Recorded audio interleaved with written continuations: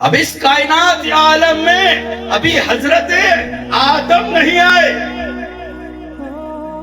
انبیاء علیہ السلام نہیں آئے، عرش معلا پر ابھی خلقت کی بات ہو رہی ہے، کن کہا گیا، حکم الہیہ ہوا، فیکون کی عمل میں کائنات بنی،